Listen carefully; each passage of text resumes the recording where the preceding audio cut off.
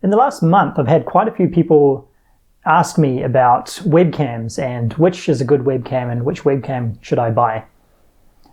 But what they're really asking is, how can I look better in my webcam or in my web meetings? So today I'm going to tell you that you don't need to buy any new equipment or a new camera or spend any money. All you need to do is pay attention to lighting and composition.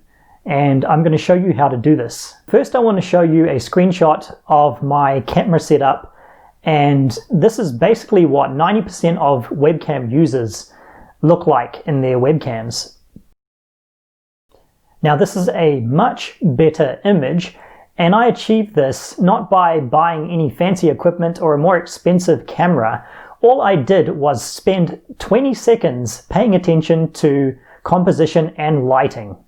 The first obvious problem with the original image is the position of the camera, and this is typical of most built-in laptop cameras. They're just simply in the wrong place. If you place this further up at the same level as your eyes or higher, you get a much better view.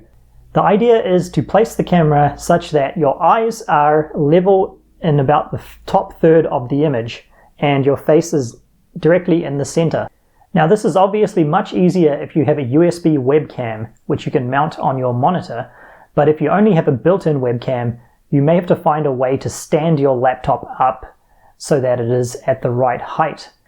An alternative is to join a meeting with your mobile phone app and place this at a higher position. So there you will have already a much better looking image with the proper composition, rather than looking up your nostrils like most built-in web cameras. And secondly, lighting. Lighting makes a massive difference to the image quality and just the way that everything looks in the image. Even if you have a very cheap camera, you can get a good image if there is really good lighting. The idea with lighting is simple. You want the subject, in other words your face, to be well lit with a smooth uniform light. And you want the background to be slightly less lit, so that it puts the emphasis on the subject. So this will depend a lot on the room that you're filming in. If there's a window behind you, that's not good because there's too much light coming in. In my case, I just closed the blinds behind me. To light up my face, I opened a blind which was directly facing me, and this was really ideal because it's just above my monitor. You may not have this situation in your room, so you might have to think creatively about either moving your desk or placing a lamp, or even use a ring light or other light sources. Another interesting way that I've lit up my face at night when there's no window light is I turn on the lights in the room that are in front of me and turn off the lights that are behind me.